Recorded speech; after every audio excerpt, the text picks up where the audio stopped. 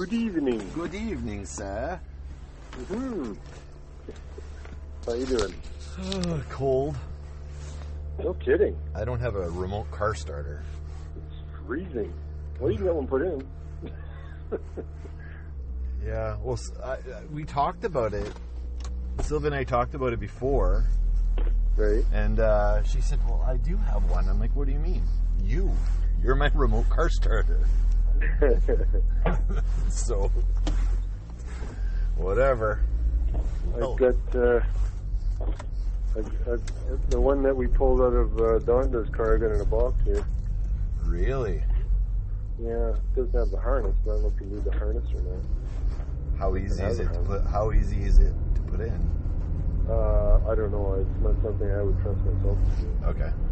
But that would be to get installed. And then I got a brand new Polar Start that I bought from A&D Sound. You remember when they used to be around? Yep. Yeah. I had, so I've got one of those too. Brand new, actually, in a box. Interesting. Yeah. So, yeah. Because I was originally going to put in my Kijiji, but see if... it's up to you.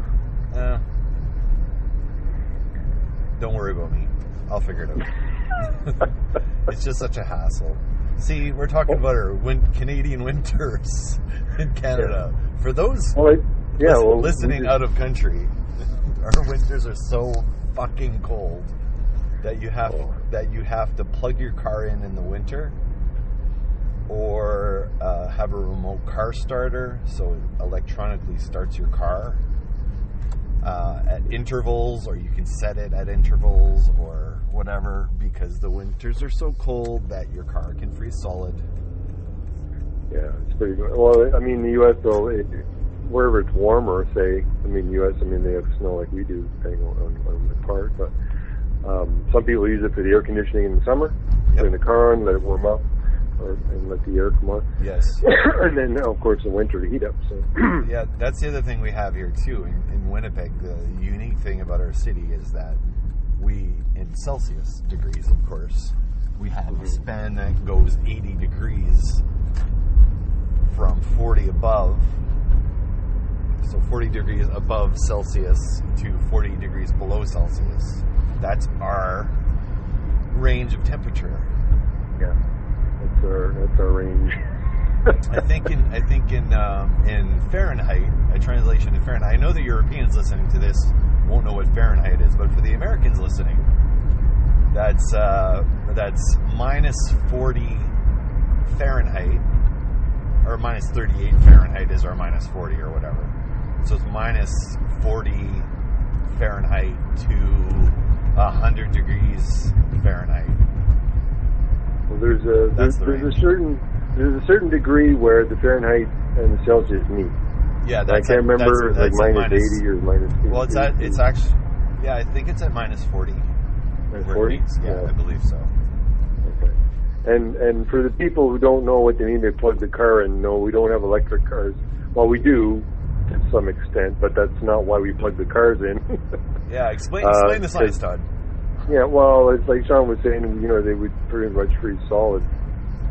Antifreeze is a definite must when it comes to our radiators, because, the water freezes, expands, everything would, kind of burst on you. Yeah. Yeah, actually, I've had with windshield wiper fluid in the winter, you should be using a winterized windshield wiper fluid. I actually had where we didn't do that, and it actually, it expanded, and then it actually shattered the casing that holds the windshield wiper fluid. I've actually had that happen. The pump, you mean? The pump, yeah.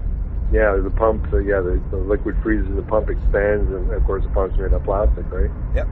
So it's then just plastic, pops, that's all it is. Just pops a seam and you're done. Yep. I had that one year, in my daughter's car. So I had to change the actual pump because that's what had happened instead of the regular. Because in the wintertime you have to put windshield wiper fluid, because the summer stuff it's only good till -2. Like the stuff, something like the that, color, yeah. it's almost like a pink color. Yep. But then we've got the blue and green, more so I guess the green, well, bluish I guess, but it's good to minus like 40, 45. Yeah, well, they have different formulas. I think they have a minus, don't they have like a -20, and then they have a -30, 35 or something, and then... I only knew that there was a summer one and a winter one, and the winter one went down to about -40. So. Well, I think they have a couple of grades because they probably bring them in from Ontario or other places that aren't quite as cold as here. Right. But... Or maybe not -40, maybe -20, 35. Kind of depends on the brand. Yes, yeah, exactly. And even then, when you put your windshield wiper fluid, you spurt it on there when it's -40. Even if this stuff is good to -40, doesn't freeze. Because there's such a thin layer on your windshield when you're wiping it, and whatever's left over, it just kind of instantly it seems like it just frosts right up. Yep. It doesn't freeze. Unless your front window is supremely warmed up. Yeah. So I mean, it doesn't freeze, thaw and freeze, and then create like a big wedge or anything. This stuff will pretty much melt it. Yep. Which is a good thing. But the car starter, I was going to say, actually, we just had one put in my girlfriend's car. Yes, that was actually I saw that was posted, and I'm like, yeah, that's my brother. So what did you do, Todd? Explain what you did, because I saw that, I'm like, yeah, well, that's Todd. That's so Todd. My girlfriend was just, expressing her appreciability of what I had done. So, had the remote starter put in, because the one that she had last time, for some reason it would turn over and then just keep turning over, even though it had started. Oh, which shit. is one of the issues. Other issues were you tried the starter, it wouldn't even turn over, and then you get in the car and then the whole thing was dead. Or you could even try to turn it over, nothing would happen. Yeah. So you'd have to let the car sit for about 20 minutes or so, come back and then start it again, then it was okay. So it's like, okay, we don't trust this thing. We'll get rid of it, and then we'll put the new one in. So we got one of those CompuStar, I think it's called. Okay. And there's just a place up the street here. It's 8-Z Electronics, for anyone listening in Winnipeg. Great. We are looking for advertisers. Zohar. What's that? We are looking for advertisers. Yeah, great guy. His name is Zohar. He'll take care of your needs. They got some Alpine stuff in the front. So they don't just do starters. They do alarm systems and whatnot, and stereos. But anyway, you've actually brought that guy up before, actually, to me a couple of times. Did I? Yeah. Oh, I remember the name. Yeah. Yeah, but the thing is now we're having issues with the Cavalier. It's a 2002 the Cavalier, and when we first had it installed, we walked out, started with the remote, everything was good. Next morning, tried to start it, it turned over, started right up. Usually you'll get the front lights that come on once it's kind of started started, and then send the signal to the remote, right? Right. So I hit the start button, it turned over, start up right away, no lights came on, shut off. 5 seconds later, tries to start up again, starts again, runs for a few seconds, and then quits. Like, what the hell? So then I had to hit the button a couple of times, and then it started, and then it was okay. It was like, well, that's kind of hot. Yeah. So then the next day, it did the same thing. So it was like, okay, well, we got to take it in. So we took it in. I had them look at it. I guess there's something with the tachometer or something with the older vehicles, and some wishy-washy stuff. So I guess they reprogrammed it. It seemed to work okay. Had it work the first day, and then the second day I went to try and start it, and it actually only kicked over half a turn, or it just kind of bump, and then it didn't even start. It didn't do anything. It just quit. And then did that, and then did it again. So it was like, well, it's not even to the point where it's starting. Was this related to the alternator or the starter or something? Maybe not the... and I've read things where, some things take from the tach, some takes from some type of electrical signal from wherever in the system, and that's what kind of keeps it running, or however it works. So we're supposed to take it in tomorrow. We'll look at it again, and then we'll figure it out. But yeah, car starter is in Canada.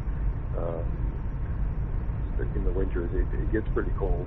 Well, depending where you are from one end to the other, it kind of varies a little bit, but not by much.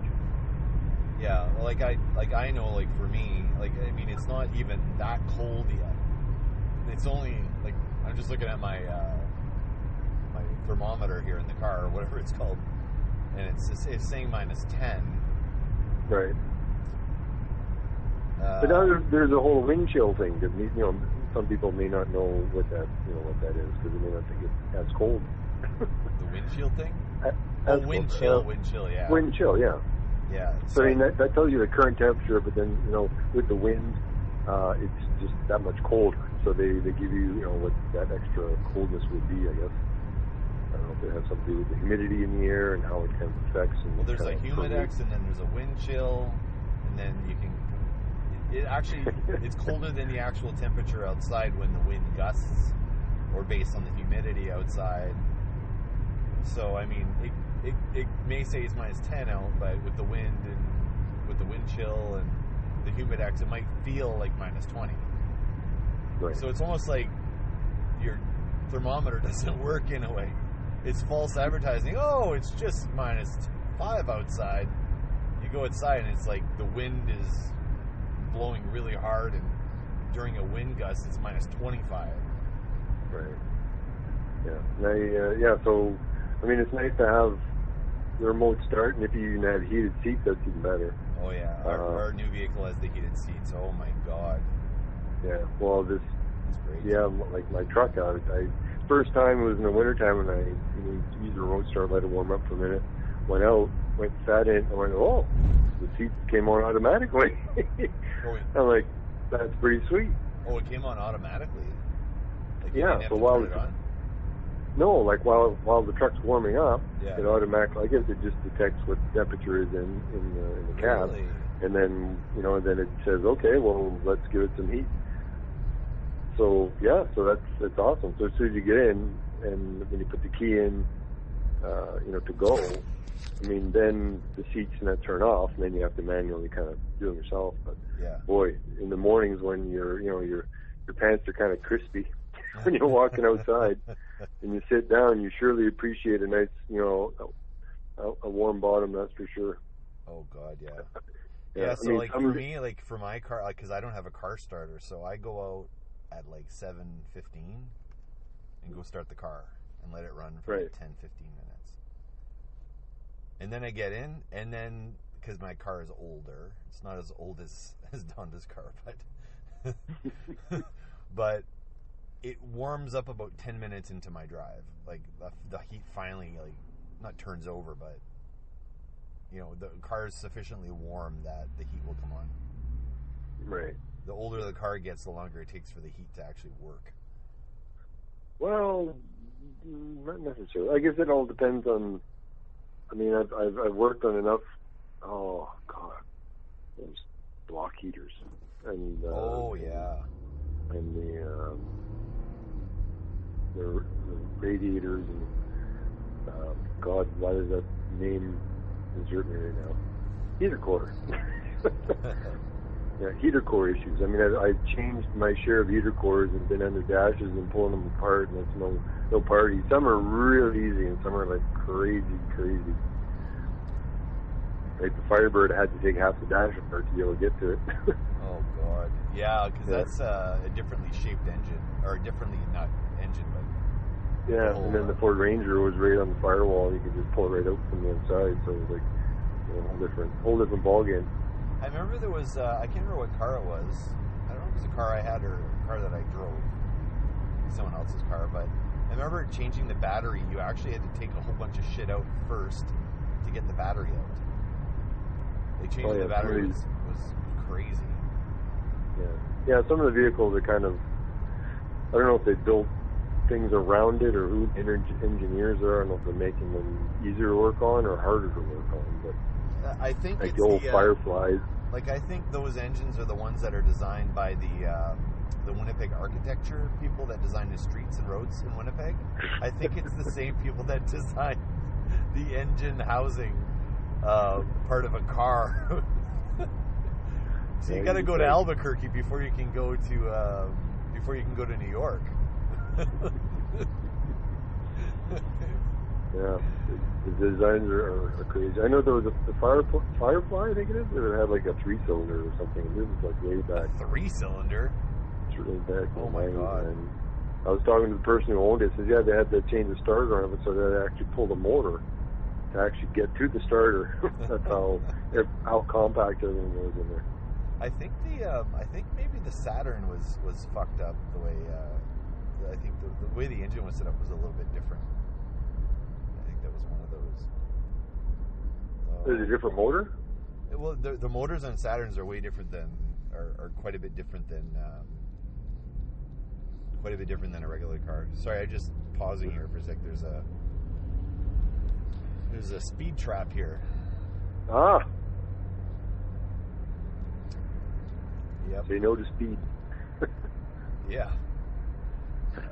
Yeah, their engine was actually the Saturn was my second car, and right. It had even the belts in the car were not belts.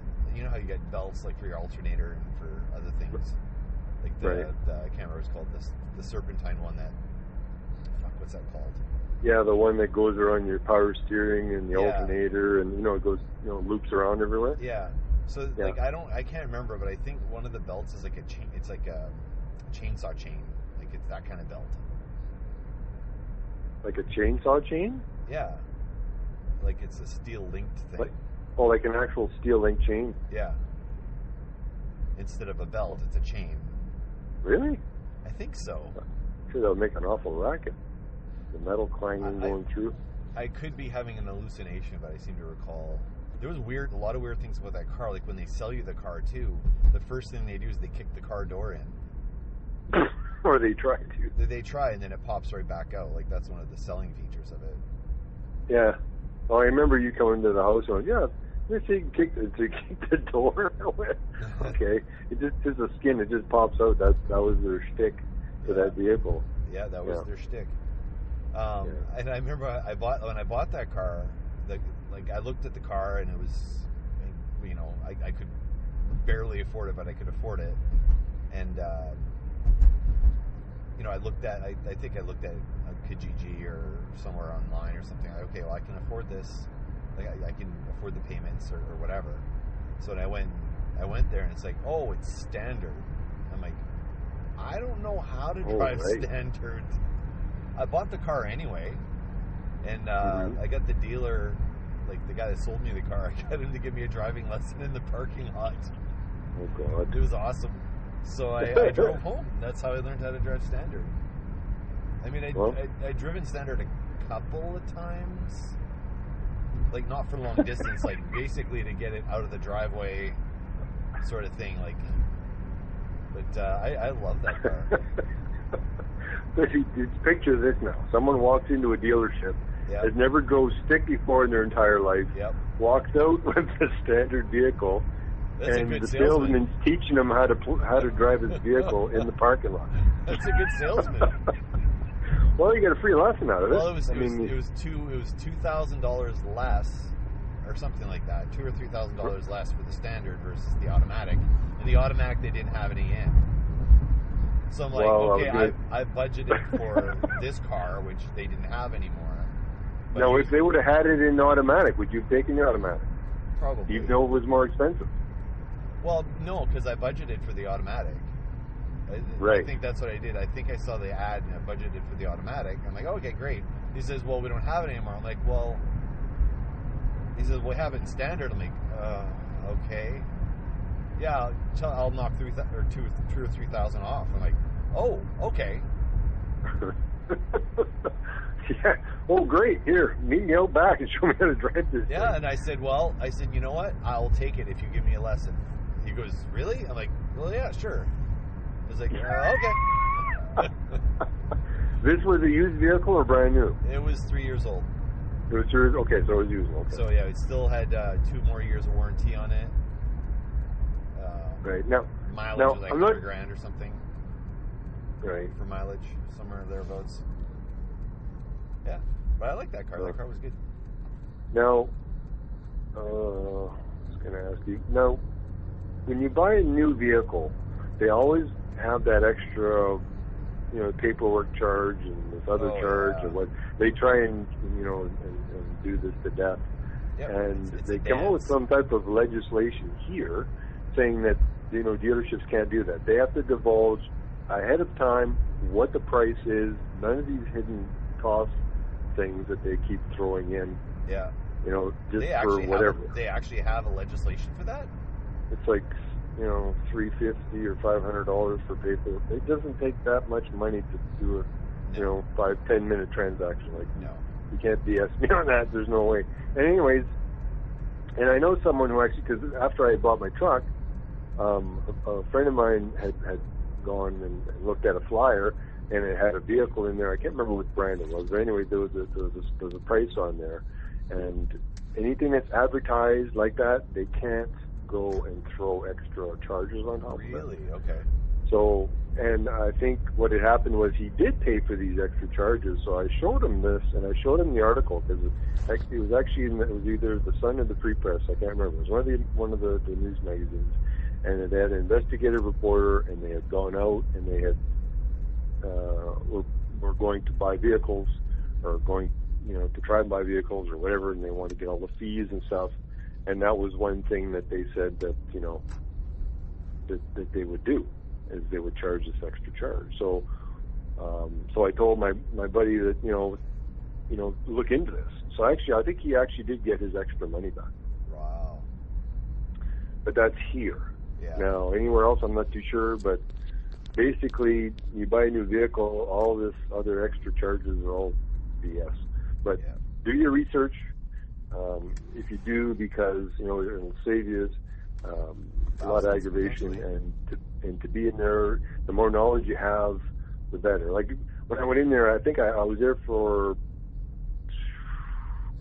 an hour, 2 hours, an hour maybe. But and I had to drive my girlfriend to work, and I told her I would come back. Of course, when you say that, they're like, "Yeah, all right, you're gonna come back, right?" Yeah. But I mean, they don't say that, but no. But sure enough, I came back, and because he showed me a vehicle, I said, "Well, I wanted this in blue," and he couldn't get it. And then we just kind of went back and forth and then they had this incentives were really good, because they had the incentive of, I think it was $1,500 off if you apply for their GM card, credit card, which doesn't cost me anything, so sure, why not? And then there was, I think there was a promotional, I think it was $1,000 off for whatever promotion it has at the time. Card. Right after. Yeah. I still have it. I've never used it. Yeah. And then the third, the last one was called Customer Appreciation Rebate. And what it was he asked me, because we're going back and forth, I said, well, you got to work with me here, because I was trying to hit the $300. The last straw was because I was trying to get my payments to a certain amount, and it was almost there, but not quite, because originally it was because he was, I don't think he even knew what the promotion was at the time,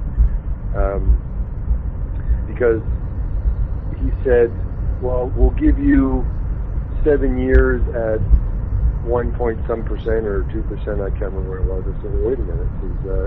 From what I read, it was 5 years, 0%. So he looked it up and went, oh yeah, that's right.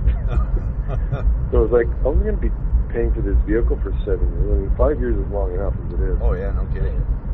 Yeah, so I got that. And then the very last thing, they were kind of bantering back and forth between them and the manager. They do the whole thing. They walk out, pretend they're doing whatever, grab a coffee, come back.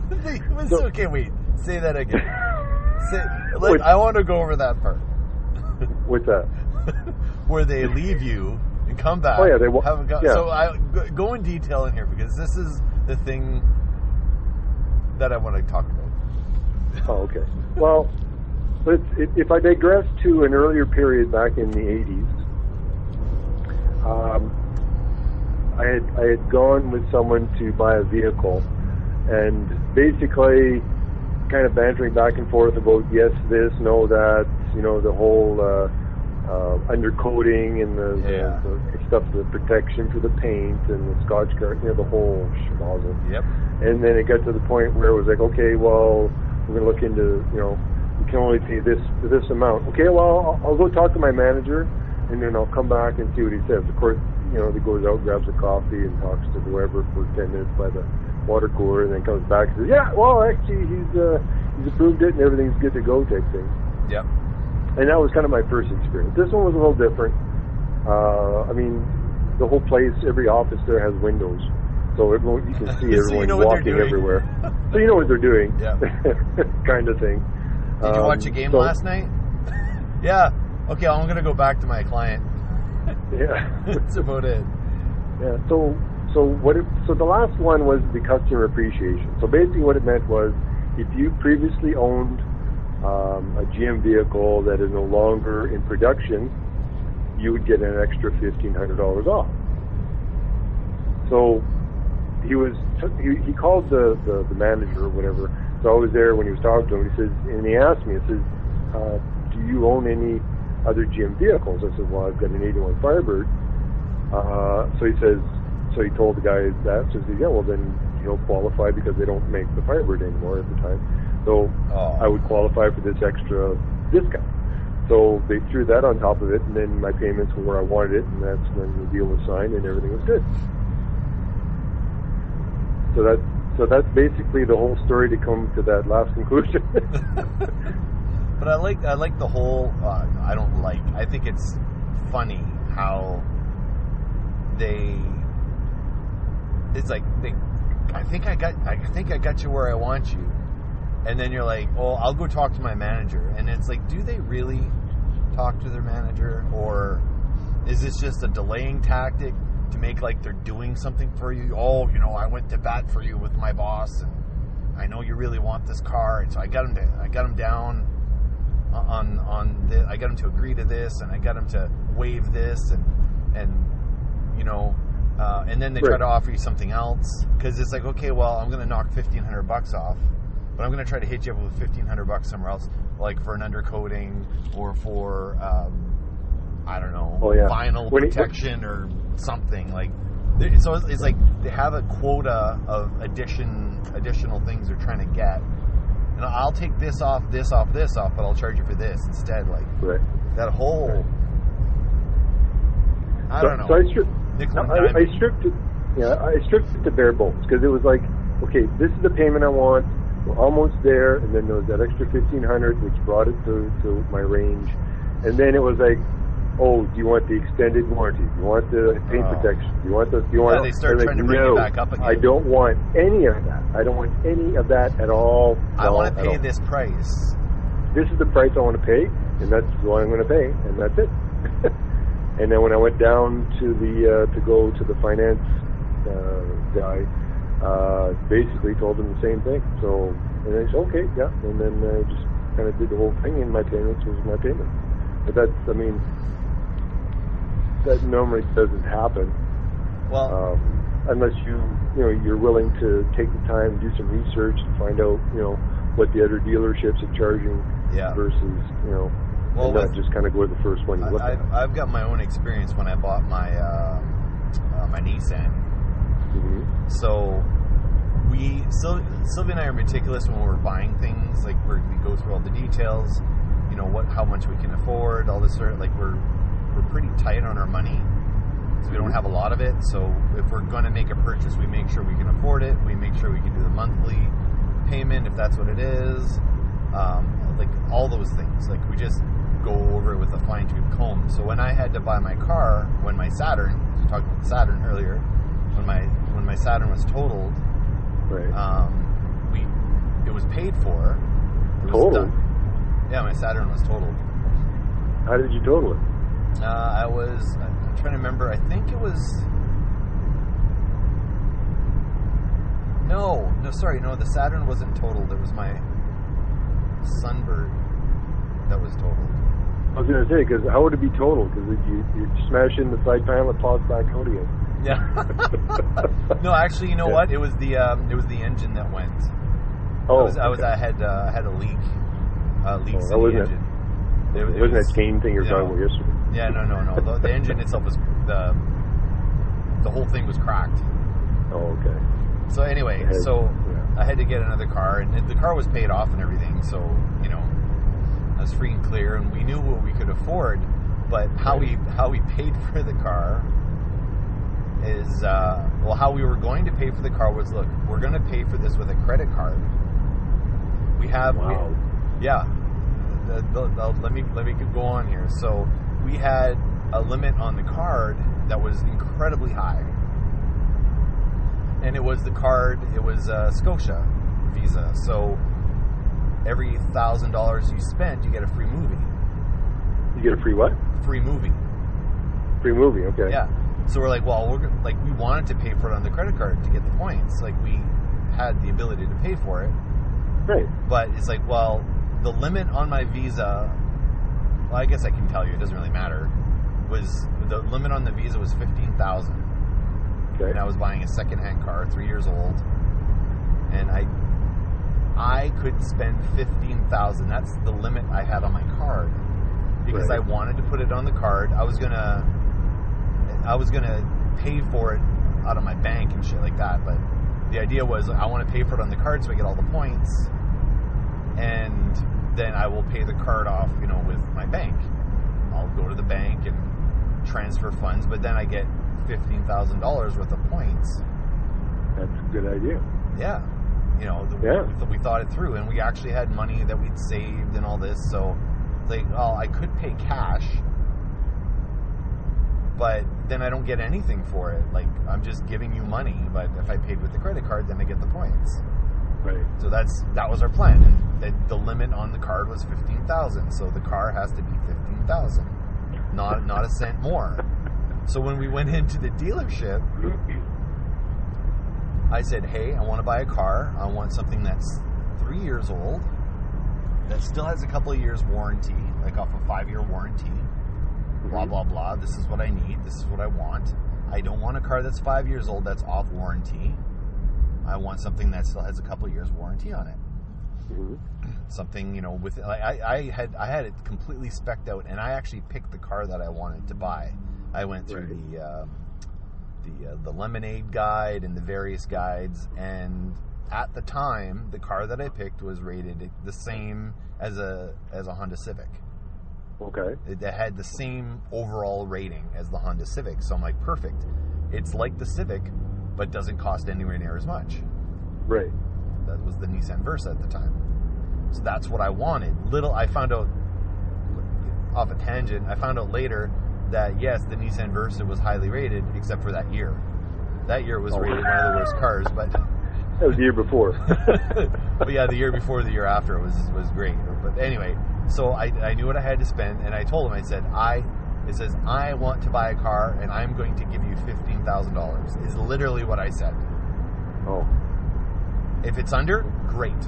If it's over, I can't. This is how much I have. I'm buying it on my credit card. I have a limit on my credit card. This is what I'm buying it for. He's like, oh, yeah, sure, no problem, blah, blah, blah, da-da-da. I get the perfect car for you. I specifically said, I want a Nissan Versa. I want a Nissan Versa. So right. He found one for me. And everything was fine. Like, the price was, it was going to be just under. Right. And everything was perfect. So we start drawing up the paperwork, the whole 9 yards. He goes, okay, you owe me $17,000. I'm like, no, I don't actually. I owe you $15,000. We talked about this. This is what I have. What did he say? He said $17,000. 17. Yeah. Yeah. Yeah. Well, it says, there's all the taxes or whatever, like all this fee and that fee and this fee and that fee. I said, okay, I know you're telling me that's what the additional fees are and everything, but I told you I need to buy a car for $15,000. That is all I have. I don't have any more money. I can't pull money from somewhere else. Like, I kind of made it seem like, I'm living off the credit card. Like, I made it, I didn't divulge how I was going to pay the credit card off. I said, this is all I have to buy a car with, and my other car is broke, and if I need to buy a car, and I need to buy it today, because I can't get to work on Monday otherwise. Like, I need a car and I need it now. And so... Well, yeah. I mean, you can't make them look like you're desperate either. No, but I said... I need a car now. But I did that, but I also said, this is how much money I have to spend and not a red cent more. Right. Like, you know, I'm strapped. I have to put it on my card. I have no other way. Oh, we can do financing. No, you don't understand. I don't have any other money. I have to put it on the card. So right. I don't want your financing. Because you're going to charge me whatever for... Yeah, because I knew I could pay for the car, but I didn't want to tell him that, because then they start to bring the price up. So he's like, so anyway, so he said it's 17,000, 17 whatever, I can't remember, 17 something. I'm like, no, I said I have 15,000 to pay. Well, yeah, no, the car is 15,000. I'm like, okay, perfect. That's 17,000. Like, no. What part are you getting? Yeah, so adjust I said, the price accordingly so that the end price is 15. You said you could get me a Nissan Versa for under, under 15,000. Not within 15,000, so within the range of 15,000. I said under 15. Yeah. If you can't get me a Nissan Versa, then I will go somewhere else. I don't have an option. I've already been here an hour, and now I have to go to another dealership and try, because I have to get a car before Monday rolls around. Otherwise, I can't get to work. Because I think I worked in Steinbach at the time or something. Or anyway, it was a long drive to work regardless. Right. And I didn't have an option. Well, I did, but I played it up. Right. So I walked away. Well, I get a call from the guy. He got in trouble with his manager, some story or whatever. I got in trouble with my manager. I let go of the sale. Sure. We were just about to sign the paperwork, and then I let you walk away. So now I'm in big trouble. I really need. Yeah. He says, I'll knock it down to 16,000. I'm like, okay. I says, are you able to talk to my bank and raise the credit limit on my credit card on my credit card to 16,000? Well, no, that's not something we do. Then how am I supposed to pay 16,000? You don't understand. I'll tell you again. I says, I'm not interested. It says, if this is how we're going to do business, then I have to go. I don't have time to talk to you right now. I have to go to another dealership and find a vehicle, because otherwise I can't make it to work on Monday, and I can't afford. I told you I have no money. I can't afford to. I can't even ride the bus. Right. I can't get a cab on Monday to get to work. Like, you're wasting my time. Yeah. Okay, you know what? The manager's here right now. Why don't you come back? I said I just spent an hour there. Anyway, so long story short, I go back and I got talk to him now while I'm on the phone with you, so I don't waste the trip. Well, that's exactly what I said. So anyway, we went back, got the car for $14,999, right? Whatever. So I got the all in for the price I wanted, but I understand they work commission and they have to, they have a certain price point to meet and all this sort of thing, but it's unfortunate. But I think the selling of a car is dirty. It's a dirty. It's treated like a dirty profession. How all that stuff is put together, it's just dirty. It's so you use car salesman, but they're new car salesman. Yeah. But then again, you bought a used car, so he was a used car salesman. Well, he was a used car salesman. Yeah. But why? I don't understand why that profession has to be that way. Well, I don't know. It should be. It's all about the commission thing, which is odd. Because if you could go into the dealership like you would in a grocery store or wherever, and say, okay, this is the price, fine. And then you go to a different dealership, it's a different price, fine. But don't go and change the price. But the thing is, the problem is, because when I was looking for my truck, I was also looking at the Toyota Tacoma. Yes. It was either between the Tacoma or the Colorado. Yeah. Now, the Tacoma, in the long run, is probably a better vehicle, made and such. Although, as long as if you take care of your vehicle, it should last you, a lifetime or a long time. Yep. So, we went into the dealership. Okay, first I went online. I went to see how much the truck was. Yeah. And there's some ridiculous amount. So I go in there. So, where did you look? Did you go to the various dealership websites? I went to the website to see each one and see. Okay, well, this place is selling the Tacoma for this. This other place is selling the Tacoma for that. Is that what you were doing? Yeah, like if you went to one dealership, they have their own site online. It shows you what they have in stock, right. And it shows you what the price they're charging for that one. So, I mean, they had that. So I went down to the dealership, the Toyota dealership, and I went in, and it says, I saw that you had this particular vehicle, and it says, well, that one there was sold and such. So it says, well, what else do you have? Okay, so they showed me what they had. I said, clickbait, right? Is that clickbait? What's that? Is that clickbait? In a way. The bait and switch thing? Did they even have that vehicle available?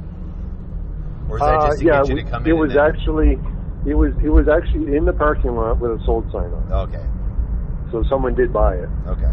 Whether they fake bought it and had it sit there, I don't know. That could be another tactic they could be using too. I wouldn't put it past them. But anyways, so I sit down with this guy, and it says, okay. So I says, well, okay, how much is this truck? So he looks at his computer online and says, it's this much. Okay. Okay, so what's my price? He says, it's this much. And I said, so he said the same number again. Yeah, so I said, well, what's your incentives? He looked at me like I had a third eye. It's like, oh, well, we don't have, it's like, you don't have. Okay, so basically, why are you here? I didn't say this, but I'm thinking, why are you here? I could go to Superstore because everybody's got the fucking checkouts now. Yeah. And while the people are actually watching you bag your groceries, and I figured, why don't I just pull up to the dealership, scan my own vehicle out, and leave? Is that what you said? What do I need you for? Well, I said it in a polite manner. Yeah, true. Basically, I said, well... But you use the analogy. I like it. Well, I said, yeah, I looked online, too, and I found the price. But... I did all the work here.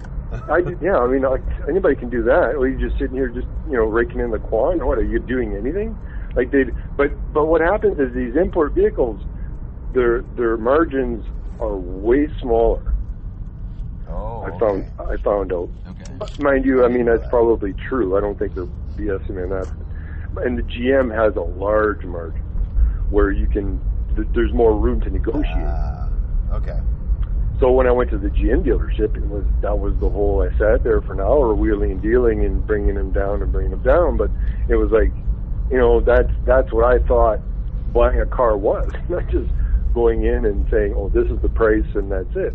If that's the case, then they should all do that to reflect the actual number. It's almost like there needs to be an association that they're part of that makes them, follow business protocol or something like a Better Business Bureau type thing, just strictly for, But it's just the way the whole thing works. Well, here's another thing that I actually tried in mine was that when I get the car, on your license plate, like the little frame that's around your license plate, it lists the dealer you bought it from, right?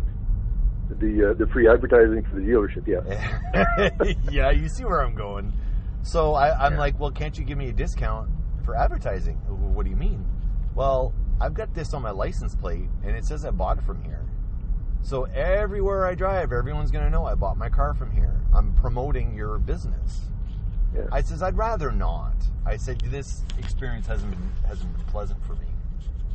I'd like if you took this off. Yeah, he says, you know what, I will buy the car if you take it off. And he's like, really? I'm like, yes. And I don't want a sticker on the car. I'm buying a Nissan. I'm advertising for Nissan. I'm not advertising for your place. Your dealership, yeah. So, I don't know. Maybe we're two cynical old fucks. Well, hey, when you get older, you get, things don't slide off you like they used to. Like, wait a minute, that's not right. Yeah. Especially when it's got to do with money and they're taking more than their share. Well, yeah, fool me once. What is it? Fool me once. Shame on me. Fool me twice. Yeah. No, fool me once. Shame on me. No, shame on. Fool me once. Shame on. Shame on someone. I don't know. Shame on you. Fool me twice. Shame on me. Or I don't know. Yeah, but I've been fooled many times with car buying. So When I bought the Nissan, I was proud of myself. I was like, I'm not putting up with any of this shit. I'm buying a car. I'm the customer. I'm not asking for exceptional service. I'm asking to not be lied to. And it just, all these tactics, I understand it's negotiation and the margins are tight and blah, blah, blah, blah. But it's like, I don't know. I feel like I'm being treated like cattle or like I'm dumb. Well, I condescended to, it's like, it was like I'm a mark or something, like, look at this guy coming. Let's see how much we can get him to pay extra, eh? Look at this guy. Or a chick goes in, like a woman goes in, and we could totally take advantage of her. She's not going to know anything about cars, which is freaking typical. Yeah. Like, the women get, I like it when a woman comes in that knows cars and then just schools the guy selling. Like, any angle they can take, sexist, misogynistic angle or whatever, they'll take it. It's all about, the bloody dollar, and it's probably bred that way too. Well, here's something that we can send out there. Yes. Okay, I'm going to send this out, and if someone does it and is successful, you can just thank me. Now, like you said, some of these women, because they're not big on cars, they don't know the whole thing, whether it's a garage or whether it's buying a vehicle. Yeah. Now, if you had a person that would offer their service to take their vehicle in to have it repaired, or buying a vehicle to go with them as a consultant to help them buy a vehicle with a minimal commission, that would fly. I'm sure it would fly. Oh my God, that's a great idea. I would hire the service. I don't know anything about cars. I honestly don't. I mean, I'm better at negotiating because I've screwed it up like a bunch of times. Yeah, but not everyone's knowledgeable. That's like that. What is it? You don't get good at it until you're in your 40s. Really, ideally, right? Well, how many times do you buy a car? Well, every 10 years. You want someone who's knowledgeable to do it, right? Yeah. And that's a great idea. I mean, it's no different like when you're buying a house, you have someone come and inspect the house to make sure you're not getting, the foundation is sound and all this other stuff. You want someone who knows what they're doing and what they're looking for. The same idea as when you're going, buying a vehicle or even just, getting the vehicle repaired. Yeah. Sure, you can get a quote for someone and you think it's kind of fishy. And if you don't have anyone, that that's mechanically inclined or know anything about vehicles, sure, you get the service that come out. They'll look at what they wrote up and they take a quick look, or I'm sure there's a way of doing it. There's a company called, I can't remember. They advertise on a lot of different podcasts. It's only in the States. I can't remember. It's Car or something, but it's an app you can put on your phone. And Uber. No, not that one. But it's an app. It's specifically for buying cars. And what you do, you go on there, you list the car you want, you list all the things you want in the car, like Bluetooth or, power windows or heated seats. You list everything you want, and it'll tell you what that car actual selling price is. So if you do that, you select it, you can go into a dealership with your phone. Right. This is the price I'm paying. Final price. Guarantees you the price. Well, whoever the app, like they say, but it's part of a network. Somewhere. It's a networked thing. It would have to be an updated network, yes. Yeah, basically the dealerships actually want to be on there. I don't know why, but they want to be on there, and if you show them the price that you have on your phone of what it is, right, and they're part of the network, they have to honor that price. No haggling, no nothing. The people that do it, like Chris Jericho talked about it. He had them on his podcast for forever, like as an advertiser. And he literally said he was in and out and bought his car in like 30 minutes or 45 minutes or something like that. Right. Like it's just, you just go in. I did all the legwork myself. Thank you very much. Right. And then you just buy the car. Right. Yeah, they don't make things simple. No. I don't mind paying a commission. I have no problem paying commission. They got to eat too. but I mean, put it to face value. Like, put it right up front. Like, that's the price. I mean, then you know what your budget is. Yeah, I mean, when I was complaining about the Toyota dealership, I mean, going in there and looking online and seeing the price, that's fine. I mean, that's kind of what I was looking for, but from all the dealerships. So when you walk in, that's the price according to the quality and where the car was built and everything, and then that would be it. The kids are talking here. Oh, I hear that. Yeah. All right. Well, I'm going to let all you right, know. then. All right. Okay. We'll sign off here. Perfect. Okay. We'll talk to you later. Peace out. Okay. Bye. Bye.